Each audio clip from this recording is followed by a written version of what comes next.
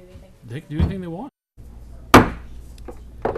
Good evening, ladies and gentlemen. Call to order the regular meeting and agenda of the Miami Special Utility Authority for Tuesday, July the 2nd, 2013 at 6 p.m. here in the Miami Civic Center, filed in the office of the city clerk and posted in the main lobby in the north outside entryway of the Miami Civic Center at 5 p.m. on July the 1st, 2013. The trust may discuss, consider, and vote on any item listed in this agenda. We are called to order. Item 2 is consent agenda. The following items are on the consent agenda. All items listed under the consent agenda are deemed to be non-controversial and routine in nature by the governing board. They will be approved by one motion of the Miami Special Utility Authority. The items on the consent agenda will not be discussed. Any member of the governing board desiring to discuss an item on the consent agenda may request that it be removed from the consent agenda and placed in its proper order on the regular agenda. Any member of the governing board can also move to add items from the regular agenda to the consent agenda and make one motion and vote to approve. Gentlemen, tonight you have these items A, B, C, D, E, F, and G on the agenda. If there's no discussion, Mayor, I'll make a motion to approve the consent agenda. Second. Trustee Johnson? Aye. Trustee Schultz? Aye. Trustee Weston? Aye. Trustee Sharbit? Aye. Chairman Ketcher? Aye. All ayes. Item 2 is passed on the consent agenda. Item 3 is public input and unscheduled personal appearance. Anybody wishing to address the council, you'll be limited to agenda items only and for 3 minutes. Any takers? Item 4, request waiver of surcharge due to filling residential pool at 415 13th Avenue Northwest. And that was a request by Randy Cornog. Is he present? You want to step up, sir? To the mic. Good evening. Hello. I just have a 5,500-gallon swimming pool, and I was just not wanting to for that to be on my bill as far as sewer water. Does that make sense? They charge you for the usage, but it's not being expelled through, like, you know, the sewage. Mr. Chairman, if I may. City manager? Yeah, I think what Mr. Cornick is saying is that he has an above-ground pool Yes. that is not attached to the sewer. He's filling it up with his normal water source, and that water source automatically has a charge for the sewer, and he's requesting relief from the charge in the sewer for the amount that he's putting into the swimming pool. That's correct. Thank you. We've reviewed our code. Staff did not have an administrative option. There is no exception in the code for not charging the sewer fee in accordance with your policy that you've established. You are the body that would consider any relief to that effect. David, your comments on the legality of his request? I think a quick summary would be there's a couple of options. Of course, any customer has the option of seeking a seasonal meter. Seasonal meter is an option that some customers elect to have for this very reason. It's not always the most economical option, but it's an option that's available. Whether the council wanted, whether the trust board wanted to make an adjustment is within your discretion. It's policy determination, and it's lawful for you to take such action in that regard as you believe appropriate. However, realizing that it may be considered by some to have some precedential weight. You may be called upon in the future to accept the same logic, that any utilization of water that's not going into the sewer system should receive a fee waiver, and I'm not sure how you would distinguish that decision in the future from one made today over this above-ground pool. Any idea what cost a seasonal meter would run? It's extremely expensive, like $300 some, and it was just it's a one-time fill, so it doesn't make any sense to purchase that. Well, it's a one-time fill. You're saying you're gonna leave it full all winter? Yes, you just put a cover on it, and then next season you shock it. I don't know the adjustment amount, the dollar amount that he's requesting. I don't know what that would be. Amber, it would have been under $30, is that right? It's, the actual meter tap cost is $150. They do need a inspection, which is $99, and then the cost for the plumber to hook up is.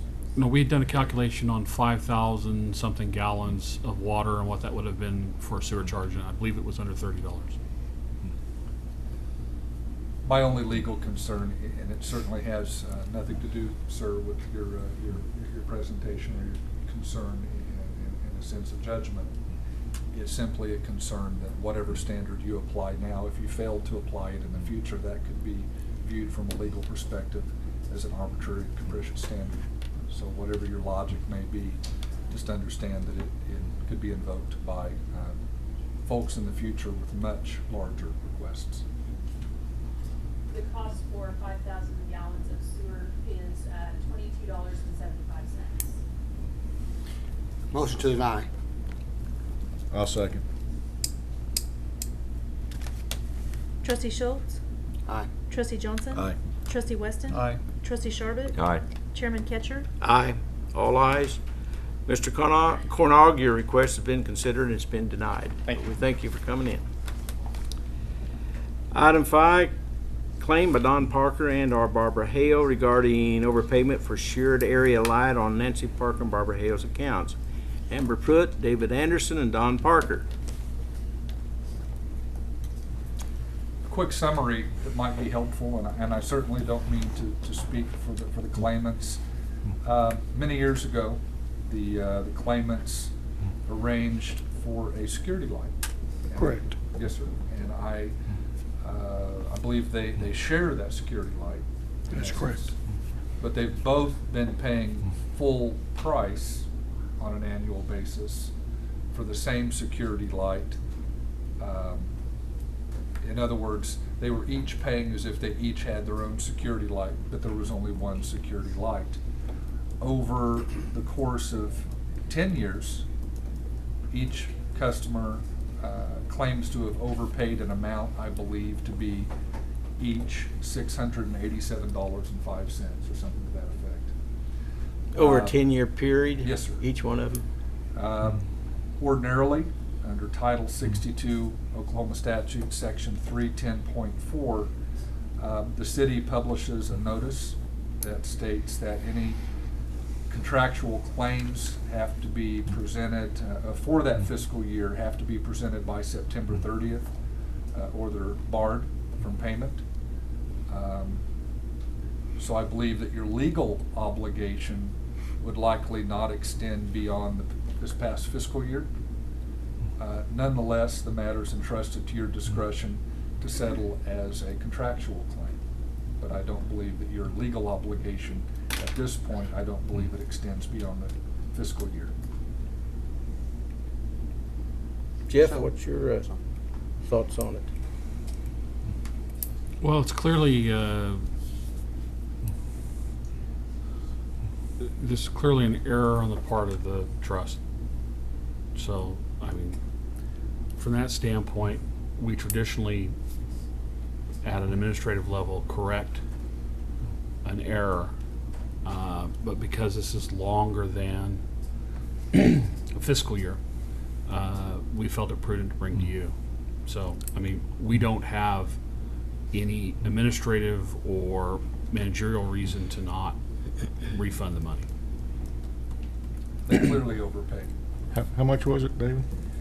I believe Amber would tell us that each customer is overpaid over the course of 10 years, $687.05. Yes.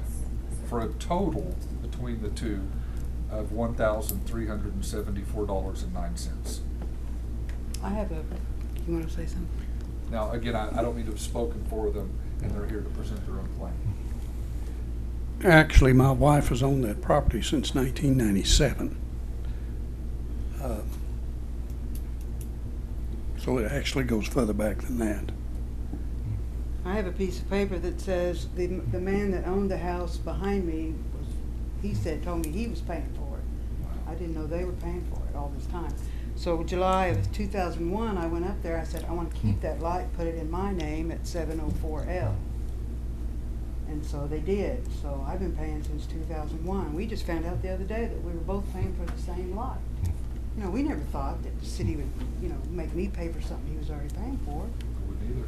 So, and then when I moved over to 709 where this man was in the house, I put it on that house in about 2006 or, 2007.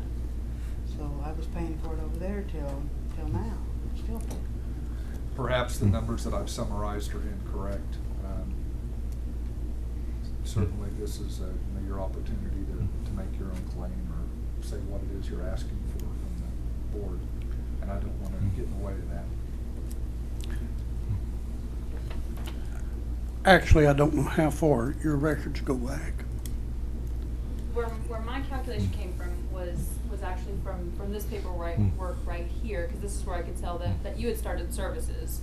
I didn't have anything before that point in time to determine the light would have been split. That was the farthest back that I could find. And what was that? And how much? 2002. July of 2001. The numbers that David gave us were Yeah. predicated on Yeah. the 2002 information she had. Well, do we know when the light was actually put in, turned on? The The date? original paperwork I have is from 1988, I believe. Is that about the time Nancy had the property done? Nancy bought the property in 97. So it was there before then? you know? That's correct. Yeah.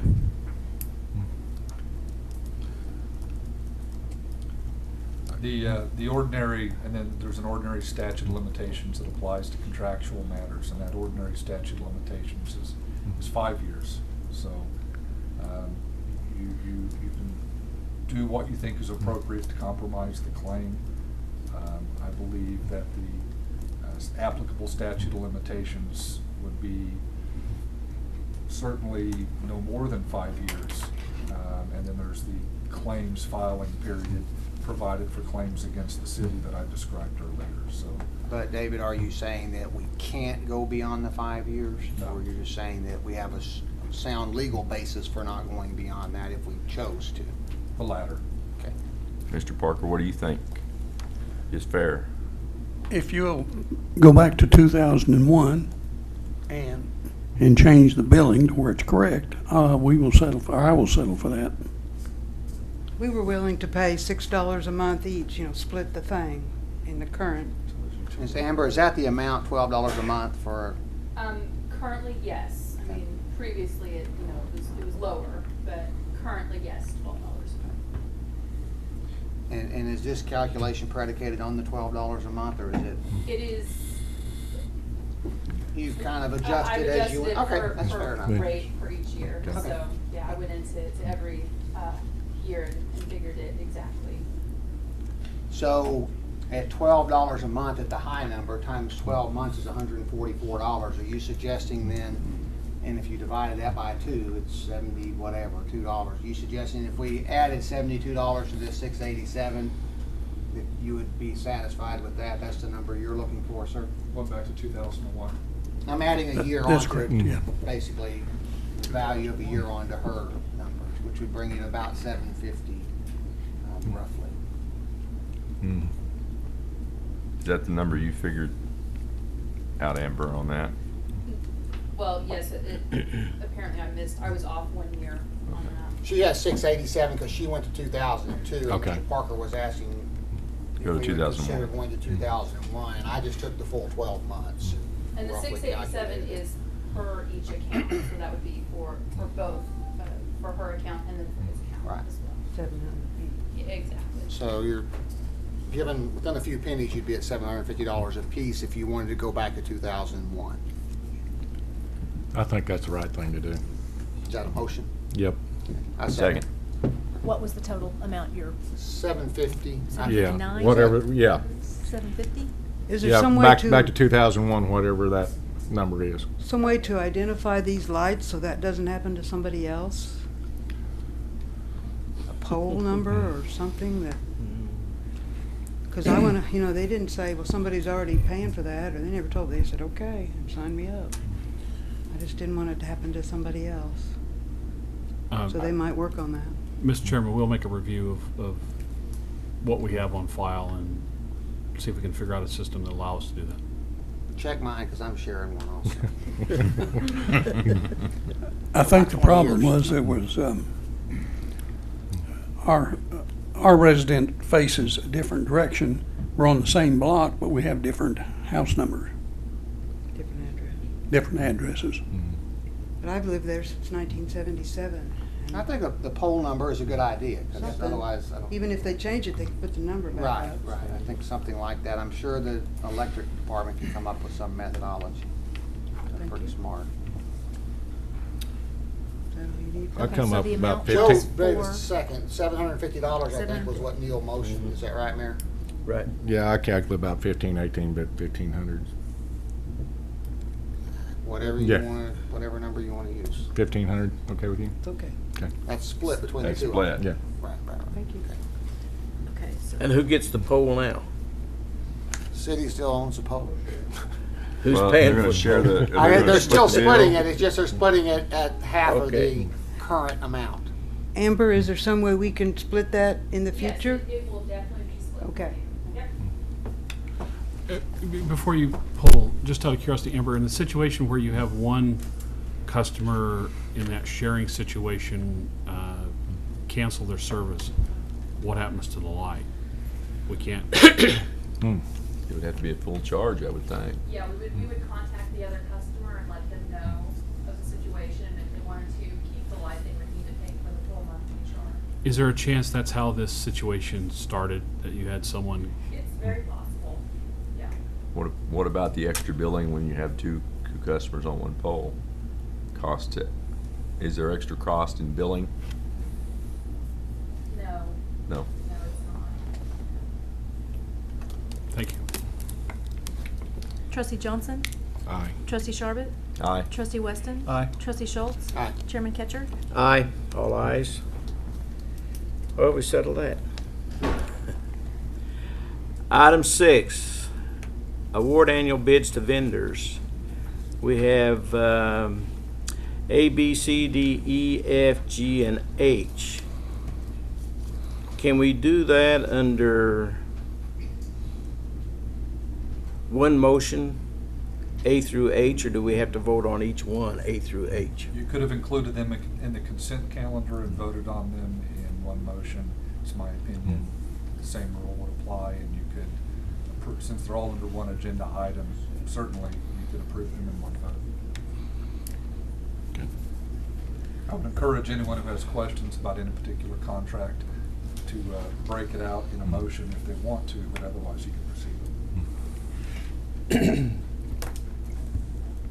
Well, personally, I prefer them all to be under the consent agenda, but they're not tonight, so we'll deal with it tonight. The way it's set up, do you advise doing it just under one motion, David, or A through H, listed all? Your Honor, it's the board's pleasure. They could make the motion, they could move the question however they wanted. They could break them out Okay. or move the question in one vote. I would make a motion to approve all items under agenda item 6, all items A through H. I'd second that. Trustee Schultz? Aye.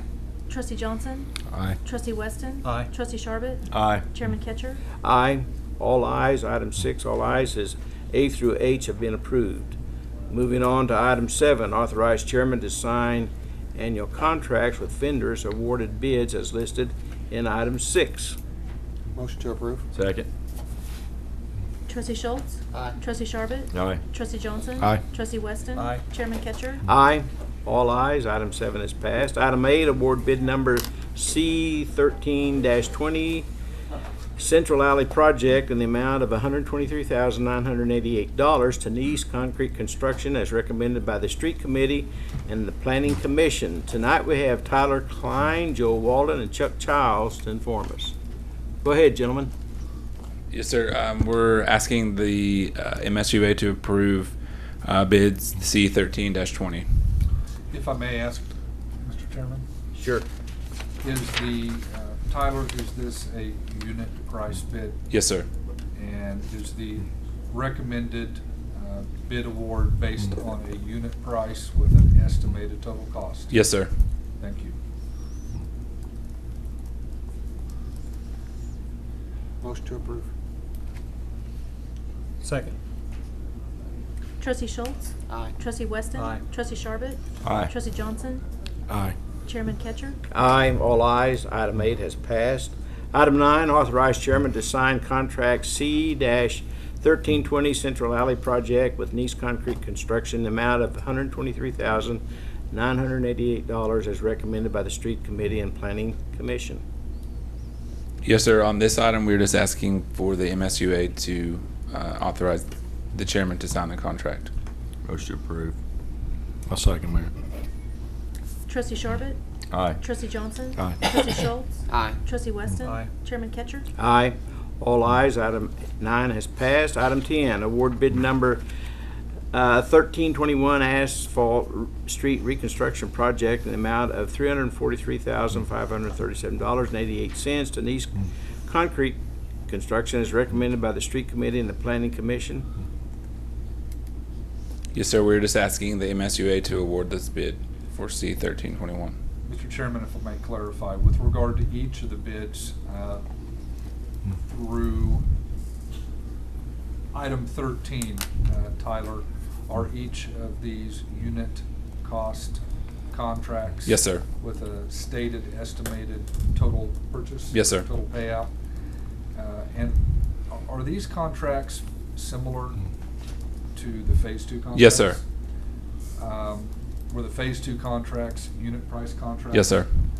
And during the petition audit, did you review the Phase 2 contracts with representatives of the State Auditor's Office? Yes, sir. During the review, they asked for certain documents, and we showed them how we bid out Phase 2, and they were pleasantly pleased, with how we did it, and they approved of it very much. Did you utilize the same methodology? Yes, in sir. your The unit document? price, and they asked how we came about that, and I said, well, the state does it, most other cities do it, so we came to this to do that. Simply point out to the MUSA that management, myself and Tyler and Chuck and Mr. Hines have spent a considerable amount of time reviewing these documents before presenting them to you. And I thought if I clarified the issue on the one agenda item, that would be illustrative and provide, guidance as to the remaining items through item 13. 10 or 11. Yeah. Thank you, sir. We're at 10. Are you ready for a motion, Mayor? Right. Okay. Motion to approve. Second, Mayor. Trustee Schultz? Aye. Trustee Johnson? Aye. Trustee Weston? Aye. Trustee Sharbit? Aye. Chairman Ketcher? Aye. Item 10 has passed. Item 11, authorize chairman to sign contract number 1321 Asphalt Street Reconstruction Project for the amount of $343,537.88 with Nice Concrete Construction as recommended by the Street Committee and the Planning Commission. Motion to approve. Second. Trustee Sharbit? Aye. Trustee Weston? Aye. Trustee Johnson? Aye. Trustee Schultz? Aye. Chairman Ketcher? Aye. All ayes. 11 has passed. Item 12, award bid number 1322, Concrete Street Reconstruction Project in the amount of $1,325,187.27 to Nice Concrete Construction as recommended by the Street Committee and the Planning Commission. Motion approved. Second. Trustee Weston? Aye. Trustee Schultz? Aye. Trustee Johnson? Aye. Trustee Sharbit? Aye. Chairman Ketcher? Aye. All ayes. Item 12 is passed.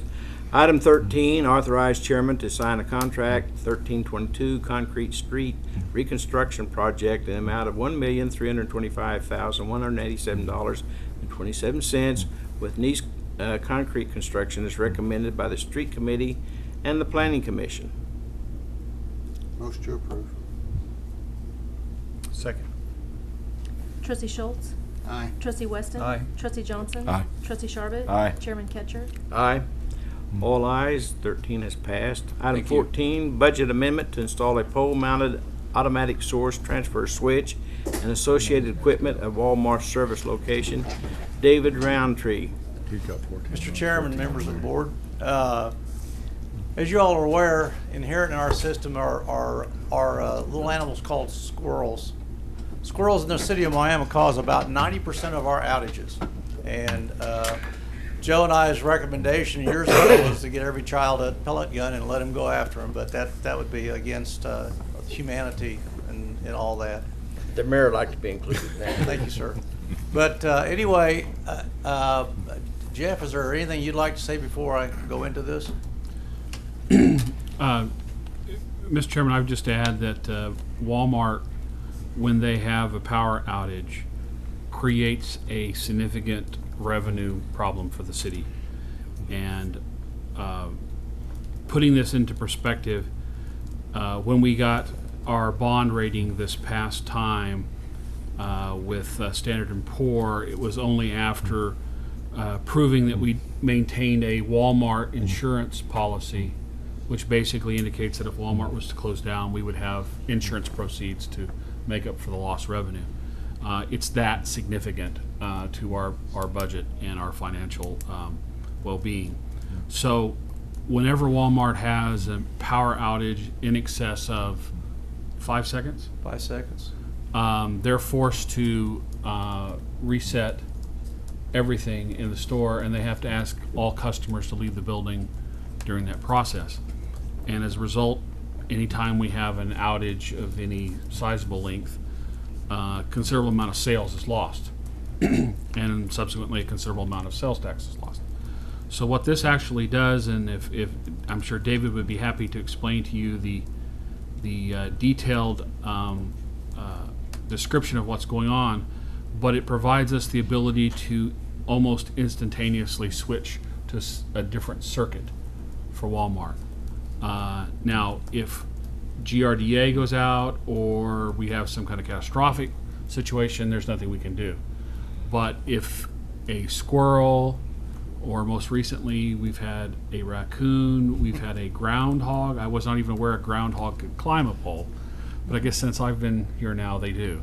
So it allows us to switch that to a second circuit within that 5-second window, hopefully, and not require Walmart to reset and ask their customers to leave.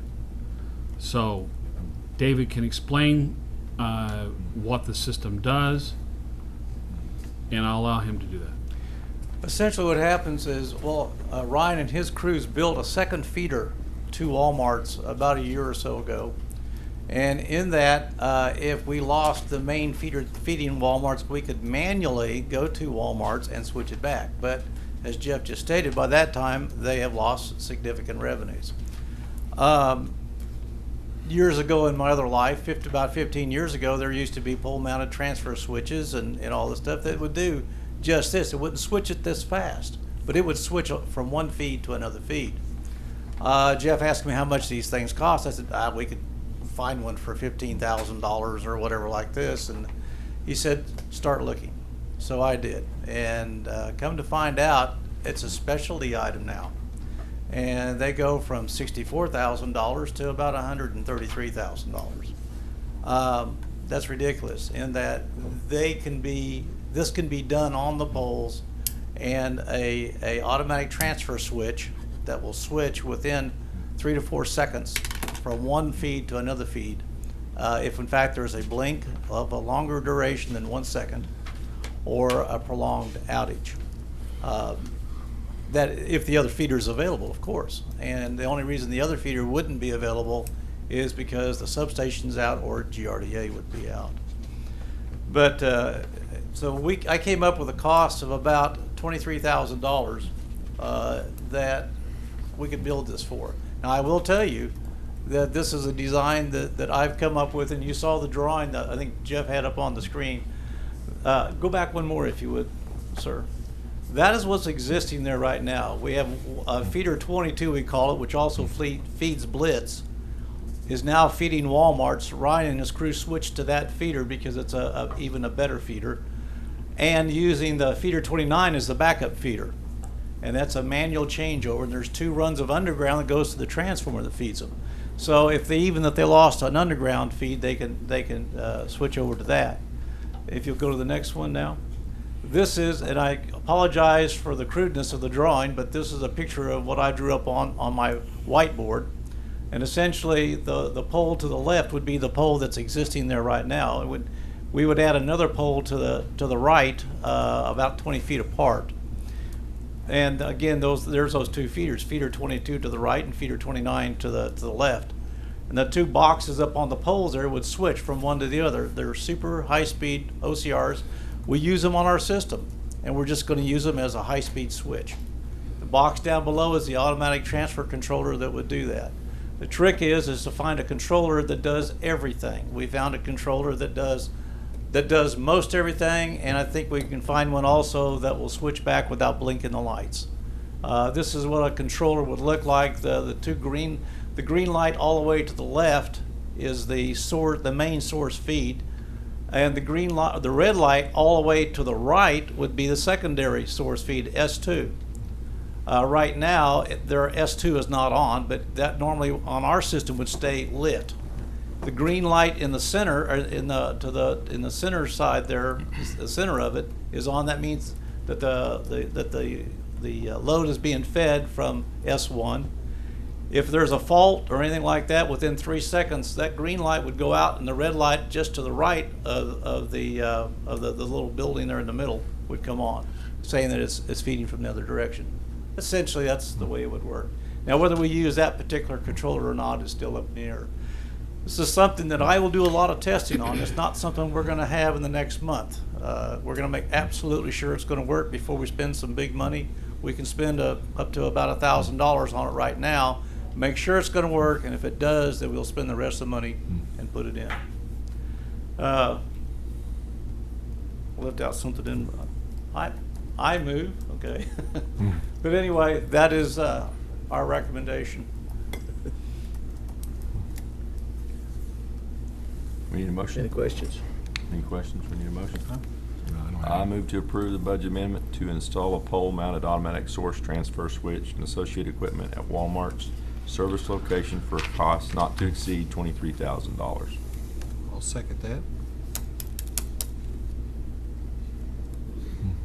Trustee Sharbut?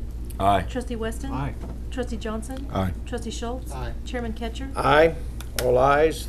Item 14 has passed.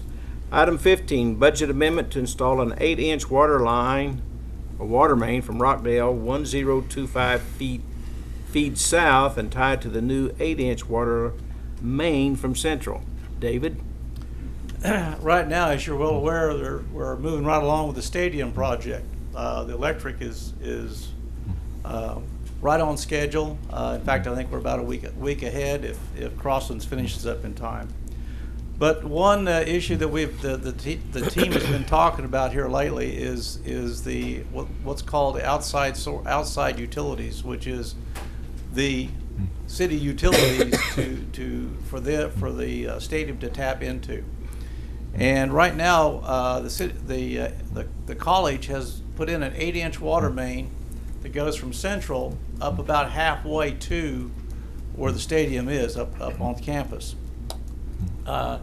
What this proposal is to tie on to that 8-inch line and bring it on forward all the way up to Rockdale. And by that, we can tie into literally three different 6-inch lines. The long range, what is OSU called? They're called the long range planners for the city, for the project, for the authority. I'm sorry, for the authority, the project authority. Has recommended an 8-inch line. Now, they have not designed it, engineered it, but it's worked in every other area that they've put it in. The problem that they see is that with this stadium being 30 feet high, not only will there be a sprinkler system, but they'll also have to pump water up 30 feet. And they're getting the information from the state fire marshals and all that to come up with that. But November the 6th is when is the time schedule, the timeline for the water and the sewer to be available for Croslands or the contractor to tie into. And the issue is, as I stated in it, is how much volume and how much pressure do we have available from these 3 6-inch lines that could be paralleled with this? We don't know. We know that when they did the test at the student union for the fire suppression system there was 60 pounds of pressure on that 6-inch line. They passed with that, but there'll need to be more pressure on this line. And Chuck is in the process now of doing a study of that whole area right there. And we have the other options that we can supply this 8-inch line if we need more pressure or volume in the future. But this will also move towards the future for us for long-range planning for our water system too. Mr. Chairman, if I may,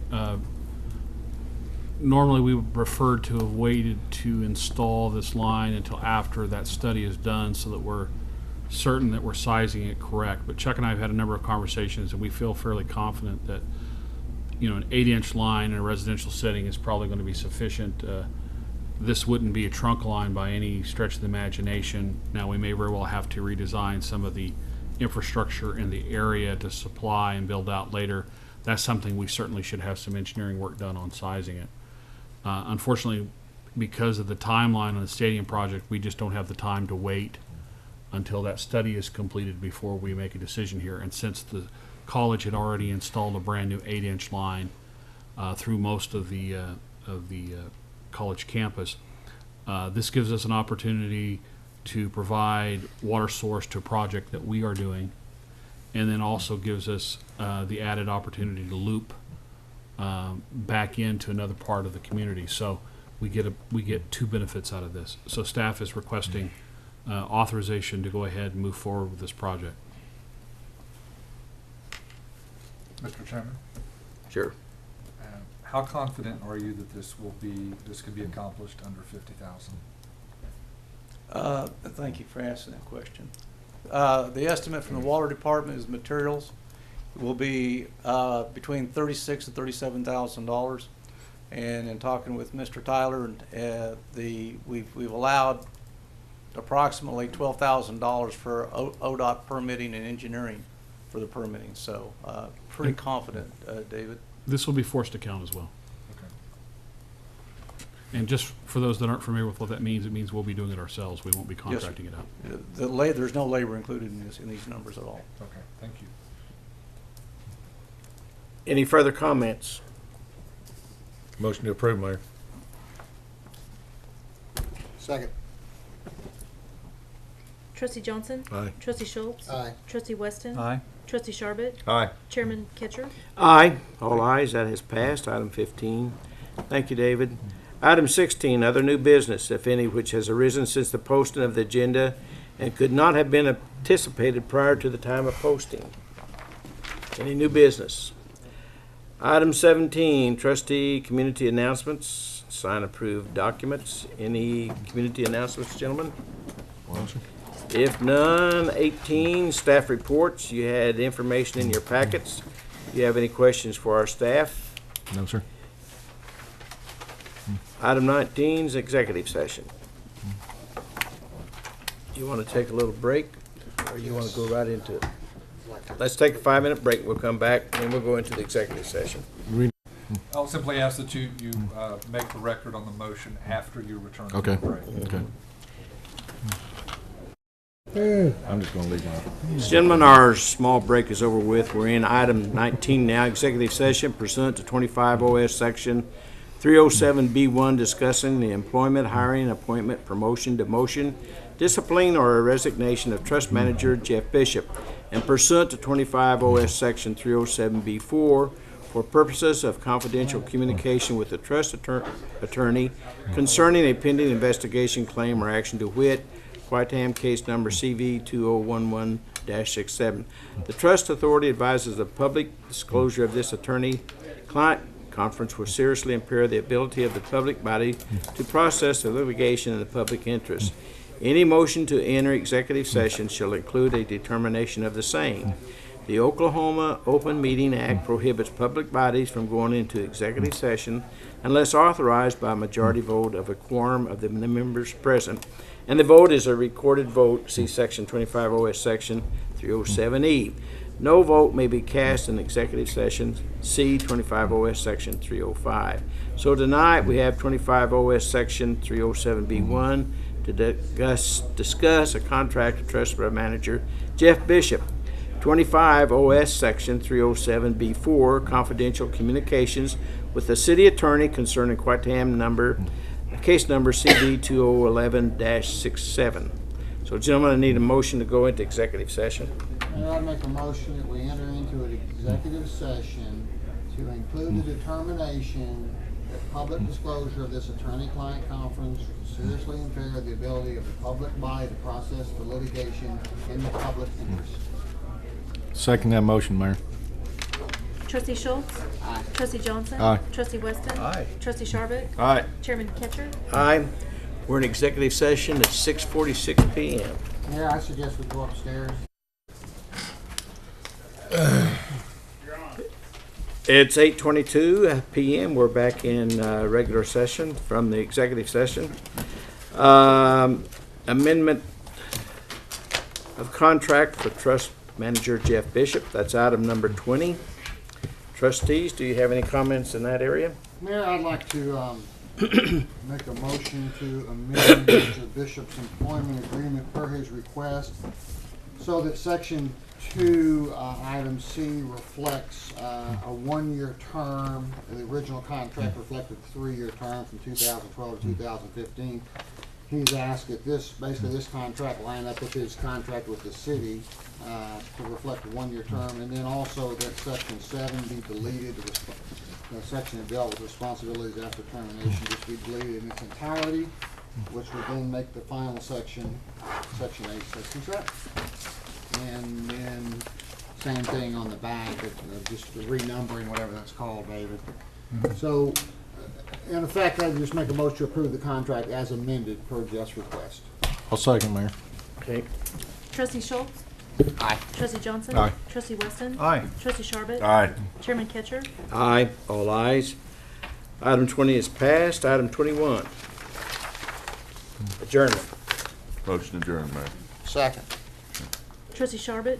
Aye. Trustee Schultz? Aye. Trustee Johnson? Aye. Trustee Weston? Aye. Chairman Ketcher? Aye. All ayes. We're adjourned at 8:24.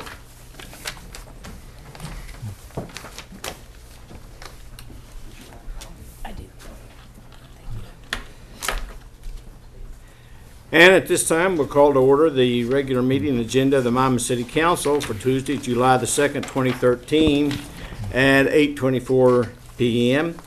Located here in the Miami Civic Center, filed in the office of the city clerk and posted in the main lobby and the north outside entryway of the Miami Civic Center at 5 p.m. on July the 1st, 2013. The council may discuss, consider, and vote on any item listed in this agenda. We are called to order. We move down to item 2, invocation by pastor of the First Church of the Nazarene. It's Pastor Casey Hollingsworth. He left. Did he really? Well, in that case, How about Ronnie? I'm going to ask you to say the prayer. Well, I can do that. If you please stand and remain standing, then we'll do the pledge. Father, thank you so much for this evening. Thank you for our city and our citizens. We just ask that you guide us tonight, that we do your service, that we serve you better. And Father, thank you for this Independence Day coming up. Let us celebrate our country, and let that be a time of loving each other. In Jesus' name, amen. Amen. I pledge allegiance to the flag of the United States of America and to the republic for which it stands, one nation, under God, indivisible, with liberty and justice for all. Let's keep off you sitting down. Thank you, Neil. Yes, sir.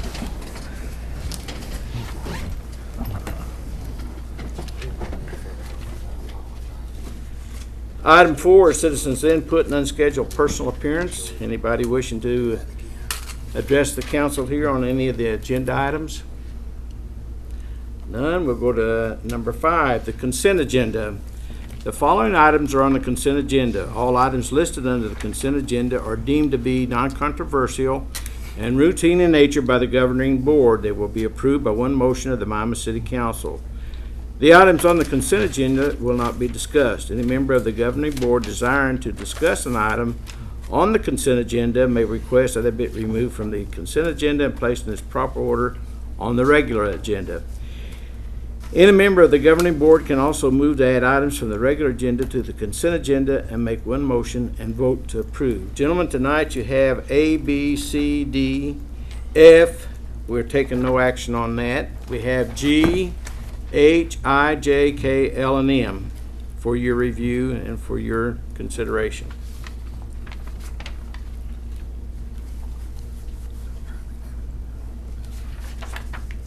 I'll make a motion to approve all the items on the consent agenda except for F, Mayor.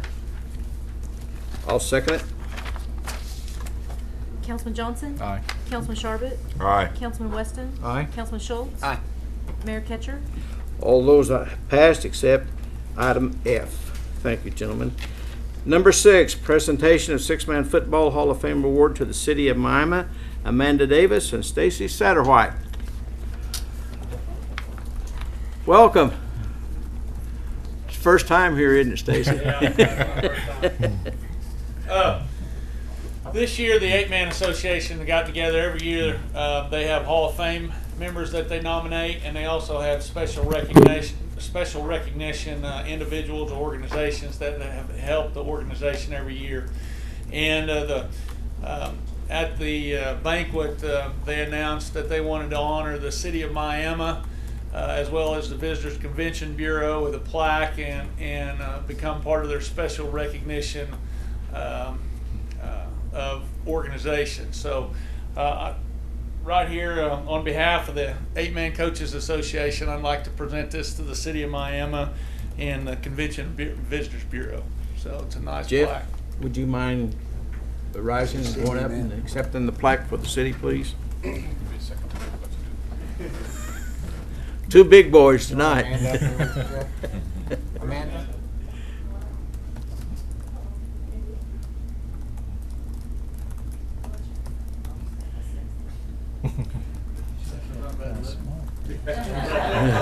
What'd he say? Big man. What'd he say? I'd just like to say that, every year it just seems to continue to get better. They're extremely happy. They're extremely excited about what's happening out at the stadium.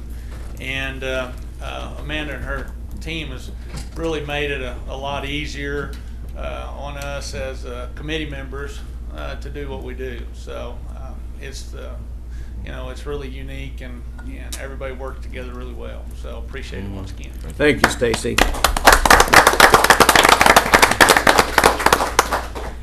Amanda, you can hang that down in your office. Okay, thank you. Item 7, fiscal year 11-12 audited annual financial statements and independent auditors report. Mr. Bill Turner. Good evening, Bill. Thank you, Mayor. Good to see you again. Good to see you guys. Heard a lot of complaints about you guys being in executive session so long when I got here. I just got here about 15 minutes ago. So it worked out perfect for me. Grandson, Little League championship tonight, and we won. So we'll take it. Congratulations. Report. You guys probably already have, I think, copies of the audit report. There's about 97 pages. We don't want to go through all that. Let's hit some highlights, and we'll move right on through this, which I'm sure you want to get out of here. Basically, we have MD&A on page 11 that talks about the financials for both the governmental activities and business type. And basically, we're showing almost no change as far as governmental activities, net assets, and almost the same situation as far as business type. Net assets were pretty well even. You look at the revenue and expenditures, and we're looking at before transfers from the utilities. We have roughly deficiency on the governmental funds of about $2.9 million this year compared to about $1.4 million last year. One of the things to talk about maybe is that depreciation that we've booked in those governmental assets is about 2.6 million. So if that came out of there, you're almost at a break-even as far as that cash situation there. Business activity, we had net of 2.2 million, or almost 2.3 last year, or in 2011, and we're at 2.8 this year increase. So that's that. And we did have transfers, like I say, to the governmental accounts to basically break those even. Net result is that we had about $120,000 overall loss for the whole city operation. And like I say, when you talk about depreciation on governmental, it's 2.6, and on the utilities, it's roughly 1.4. So, you're talking about $4 million there that is on the books, but don't really cost us anything for dollars, other than we do have to replace that stuff, and that's why depreciation is set up there. I'm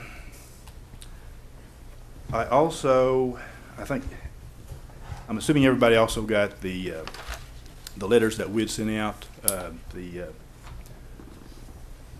We have a management letter that we generally try to send off, and there was about 3 or 4 items in there.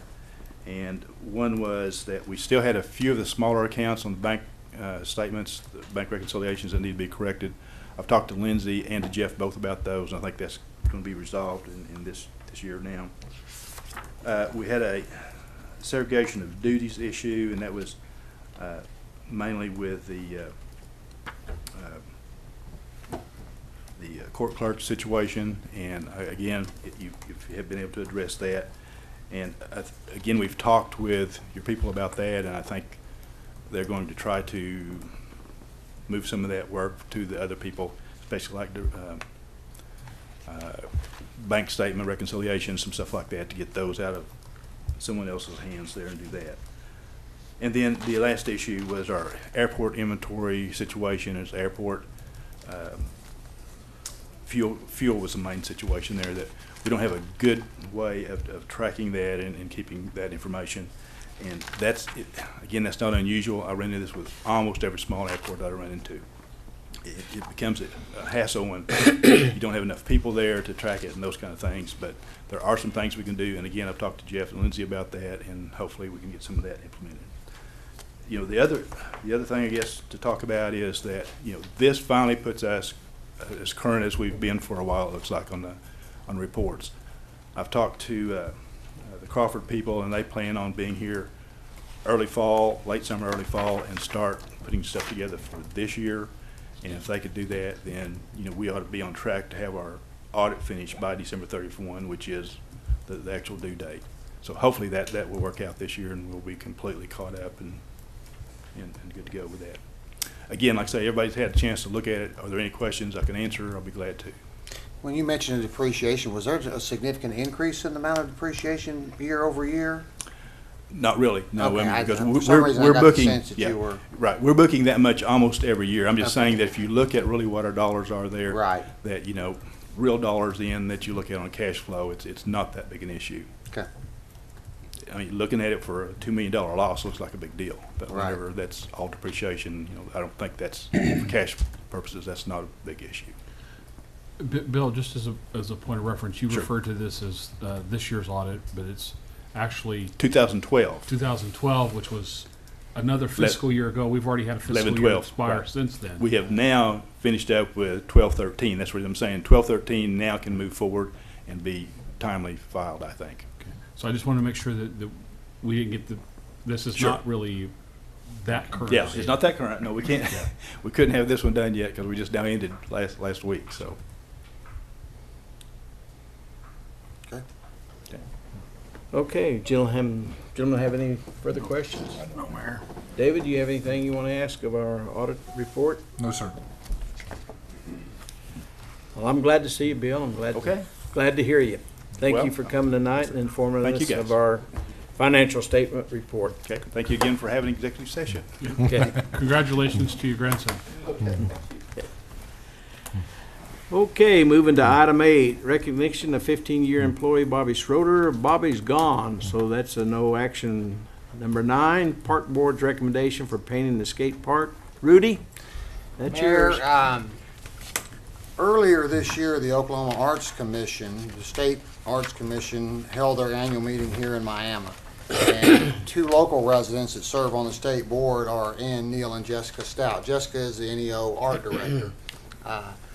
And part of what they did here, besides having their meetings, was they toured Miami and they looked at what they call public art. An example would be the mural on the side of the Osborne's building that's being redone, actually, or the statues across from the library.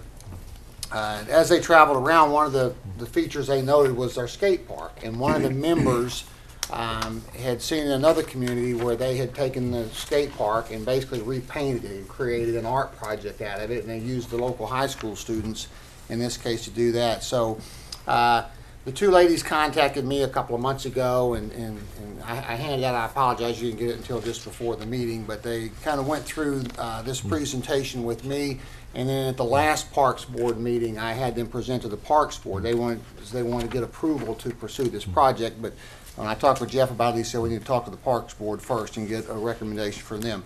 So at the last meeting we did that. I'll just kind of give you a quick summary. You've got the proposal in front of you. You can see the pictures of the park as it exists today. The equipment, surprisingly, is in still pretty good condition, except for cosmetically. You can see the paint's pretty worn. What they propose to do is to take the college students, design an art project, and then have them, they call it graffiti, but it's not graffiti in the typical sense that we think of as graffiti style art. You can see some examples in here. So they will come up with the designs. Jessica Stout will lead the project. Obviously, she'll approve the design and make sure that they're appropriate. And then that design will be presented to the Parks Board for their approval, and then to us for our final approval.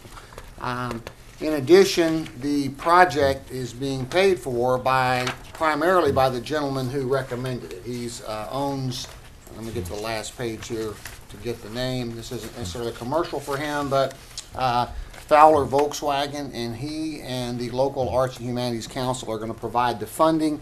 The only thing that they asked the city to do is basically put what they call a primer coat on there to get the equipment ready to go. And so I'm looking for the council's approval tonight for this. But again, I know you just got this earlier. The project doesn't start for about 45 days, so if you wanted to wait 2 weeks from now and approve it, we can do that.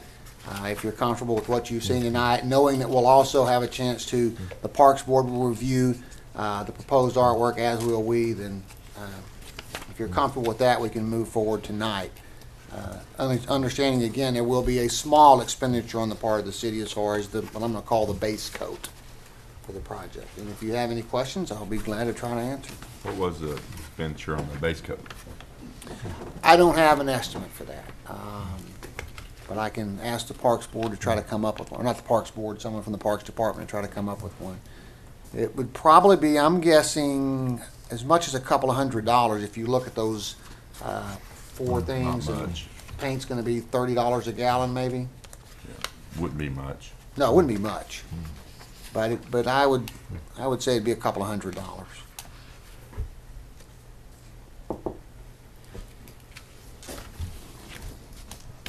We have a representative from the Parks Department here. We don't have a figure on it, but we can get you one pretty quick for base coat for that. I'm satisfied that'll be somewhere around a couple of $100 or maybe a few dollars more. That's it's just cleaning up the surface, getting it ready to paint, put a primer on it, and then you start using the regular paint. Right. I think it'd be nice. Joe, Very nice. when do you think you could schedule that? 45 days would be plenty of time. We could do it probably in the next 3 weeks. Yeah, they'll start their design work in August, and then their goal is to start the painting in September in the fall. So I mean, that gives them probably 60 days, really. Do we have an air list? Yes, we do. Okay. Is that a motion, Mayor? Yeah, I'll make the motion to accept Rudy's recommendation for painting the skate park. Second. Okay, so the recommendation is for the city to apply the primer, and then for the Parks Board to come up with a design, and then move forward with painting? Jessica Stout's art class will come up with the design. The Parks Board and the council will both review the design for approval. And they will provide the materials for paint, the labor, et cetera, once we do the base coat. Okay, so this is just for the base coat. Yes. Is that your motion, Mayor? Yes, I made the motion. And, you have a second? Second. Councilman Sharbit? Yes. Councilman Weston? Aye. Councilman Johnson? Aye. Councilman Schultz? Aye. Mayor Ketcher? Aye. All ayes. Item 9 is passed. Item 10, award annual bids to vendors. Gentlemen, you have A, B, C, D, E, F, G, H.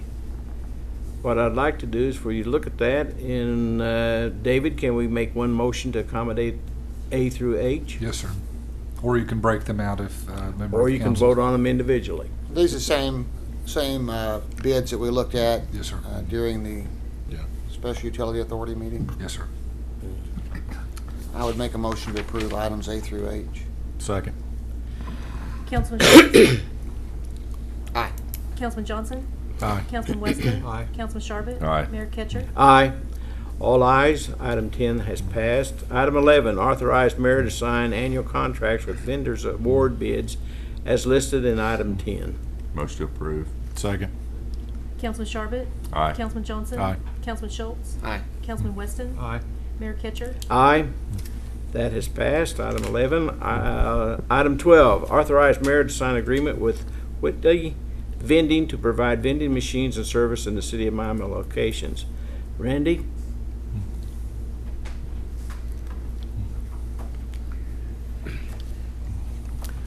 We sent a request for proposal out to different vending machine services, but we didn't get any participants.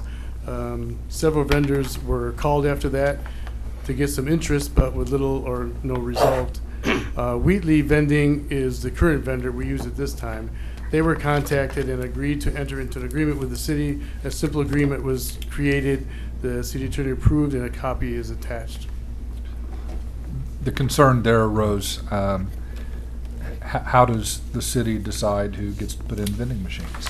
You know? And so a recommendation was made to staff to solicit bids, and then it went as Randy described. Motion to approve. Second. Councilman Schultz? Aye. Councilman Sharbit? Aye. Councilman Weston? Aye. Councilman Johnson? Aye. Mayor Ketcher? Aye. All ayes. Item 12 has passed. Thank you, Randy. Item 13, authorize mayor's nomination of Stephen Blair to the Miami Housing Authority to complete a vacated position.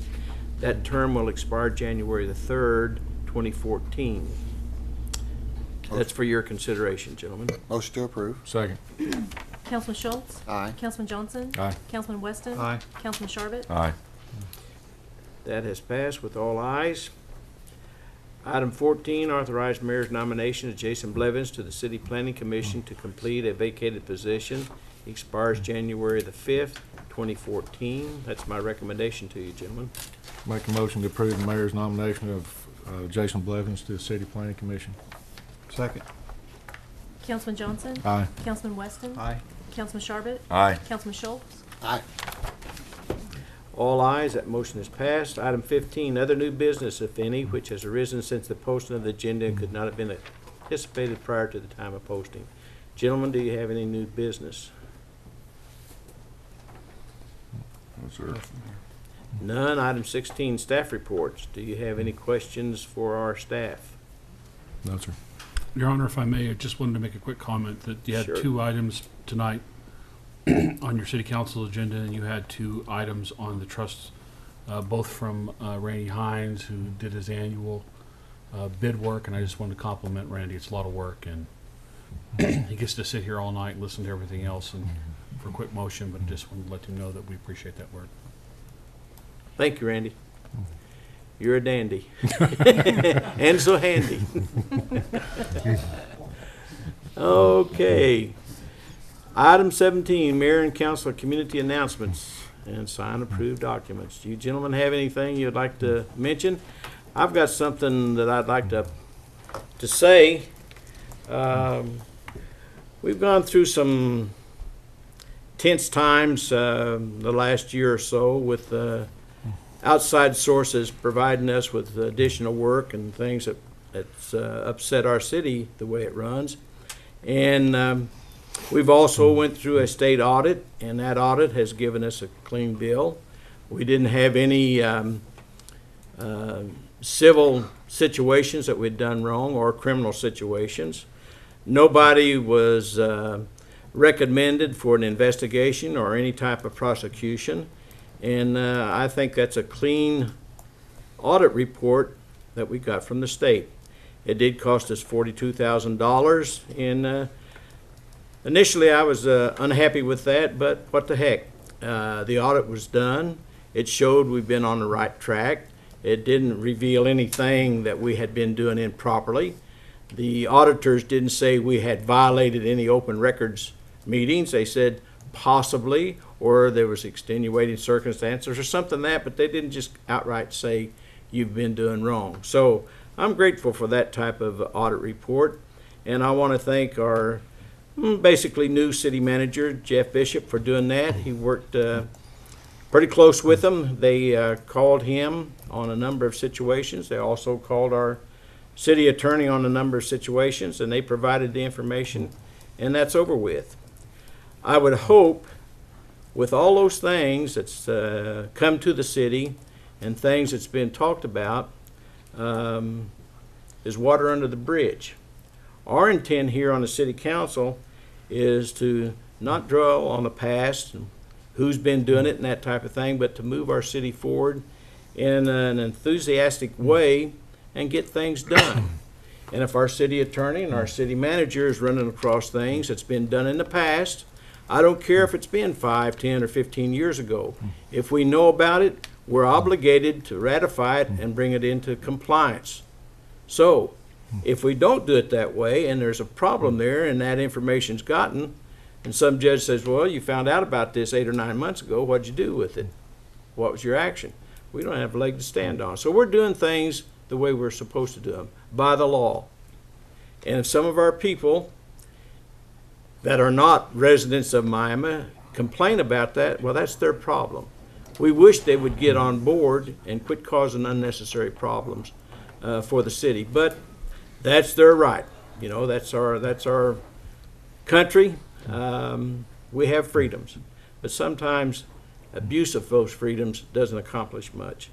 So I just want to say thanks to Jeff, thanks to all the city staff and all to the people that work for the city that was contacted by the state auditor's office and the information of how you conducted yourself as fine ladies and gentlemen of our community, and it's over with. And I wish the outside interests would get over with it, and if they got complaints, go to the county. That's where they're from. That's all I got to say on it. If you gentlemen want to make a comment, that's up to you. I don't want to say anything about the audit, but I do want to thank Jeff for the effort that he has put into his job in the period of time that he's been here. I think he's done an outstanding job, and I appreciate his efforts. I know that his employees also appreciate him and his efforts, and I just want to thank him for those efforts and everything he's done for the city in the short time that he's been here. A little over a year ago, I was confident we hired a good city manager. I am more confident of that now. Jeff has done a great job, and we look forward to some good things for our city. Last week, Councilman Johnson and I attended a training in Oklahoma City. I'm new to the council, and some of it's been a little bit overwhelming, but I didn't realize the complexities of city government and just how it really worked. And I think that it opened my eyes to a lot of things in the way that we have to perform our duties as councilmen. And I've got to say that I see that everything that we're doing now is heading in the right direction. Under the saying says, let's move Miami forward. I believe we're there. I think we've got a great foundation to move forward, and I'm glad to be a part of the team. Thank you. Being on the council for a little over a year now, there's still a lot to learn.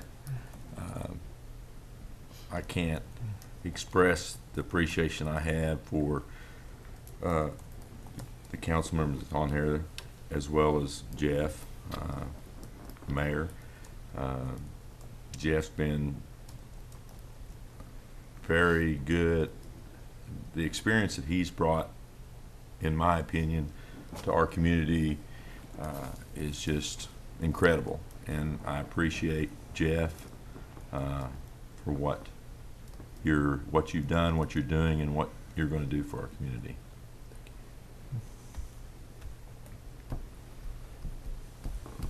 Last but not least, our city attorney. Thank you, Mayor. The all politics and personality concerns aside, the audit process and the public debate and the legal debate that arose during it provided an opportunity for me to work with the city manager, Jeff Bishop, and see the city address a lot of long-term institutional concerns and issues, to address a number of legal compliance issues. In the audit report that I prepared with your permission, I commented that the end result was largely positive in terms of dealing with administrative, institutional issues and compliance. I stand by that statement and look forward to the privilege of helping the council and your city manager and trust manager, Mr. Bishop, in building on that solid foundation, move forward, and accept the good out of what has happened, because there's always good in things. And I'm going to say that, and everyone may or may not agree. There have been good things. We've corrected a number of issues, dealt with a number of issues, and I'm proud to have been a part of that process, and I thank you for it. Thank you, David. Any other comments, gentlemen? If not, we'll go into item 18. Executive session pursuant to 25 OS Section 307B2 to discuss negotiations concerning employees and representatives of employee groups. Contract negotiations with the following include Fraternal Order of the Police labor agreements and International Association of Firefighters labor agreements. And pursuant to 25 OS Section 307B1, discussing the employment, hiring, appointment, promotion, demotion, discipline, or resignation of City Manager Jeff Bishop and Chief of Police George Harrelson. And pursuant to 25 OS Section 307B4, for purposes of confidential communication with the City Attorney concerning a pending investigation, claim, or action, to wit, the Quitam case number CV 2011-67.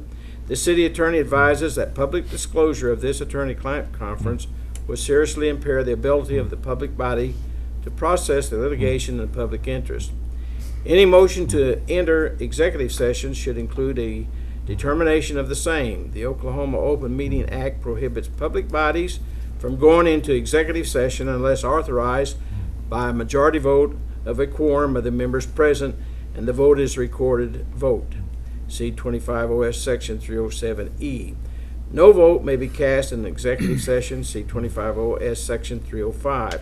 25 OS Section 307B2, negotiations concerning employees and representatives of employees group, to wit, Fraternal Order of Police, FOP, Lodge Number 121, and the International Association of Firefighters, IAFF, Local 1969. Second item, 25 OS Section 307B1, discuss contract to City Manager Jeff Bishop and Police Chief George Harrelson. The last item, 25 OS Section 307B4, confidential communications with the City Attorney concerning Quitam case number CV 3011-67. Gentlemen, I need a motion to go into executive session. Mayor, I make a motion to go into executive session, including a determination that the city attorney advises that public disclosure of this attorney-client conference will seriously impair the ability of the public body to process the litigation in the public interest. I'll second that. Councilman Schultz? Aye. Councilman Weston? Aye. Councilman Johnson? Aye. Councilman Sharbit? Aye. Mayor Kitcher? Aye. All ayes. We're in executive session at 8:56 p.m. Move to amend. Gentlemen, we're back in regular session at 9:23 p.m. Item 19, fiscal year 2013-14 contract with Fraternal Order of Police, FOP Lodge 121. Mayor, I make a motion to approve the mayor and city manager's contract on the fiscal year 2013-14 contract with Fraternal Order of Police Lodge number 121. Second, Mayor. Would that be including the change? Yeah, the the change of 2000, Oh, from 2014 to 2014. And just as a point of order, Your Honor, I think the councilman meant to say his motion was to authorize the signature of the mayor and city manager. Okay. That's not what I said, that's what I meant to say. Councilman Schultz? Aye. Councilman Johnson? Aye. Councilman Weston? Aye. Councilman Sharbit? Aye. Mayor Kitcher? Aye. So item 19 has passed. Item 20, amendment of contract for city manager Jeff Bishop. I would make a motion to amend Mr. Bishop's employment agreement as presented. That's all. Second. That's presented. Councilman Schultz? Aye. Councilman Sharbit? Aye. Councilman Johnson? Aye. Councilman Weston? Aye. Mayor Kitcher? Aye. All ayes, that has passed. Jill and the press will be provided with the necessary paperwork tonight. Tonight? Okay. I can give her a Right, copy. David? Yes, sir. Qualification, I think that Councilman Schultz's motion to amend Mr. Bishop's contract would be construed as amendment for the council contract consistent with the earlier approved amendments with MSUA. It will probably be necessary to prepare the document with those amendments before it can be circulated as to council amendment. Okay. But with that qualification, yes, it'll be as immediately available as I can make it immediately available. But it's the same amendment. Okay. With the news record. Thank you. Okay. Item 21, adjournment. Make a motion to adjourn, Mayor. Second. Councilman Johnson? Aye. Councilman Schultz? Aye. Councilman Weston? Aye. Councilman Sharbit? Aye. Mayor Kitcher? Aye.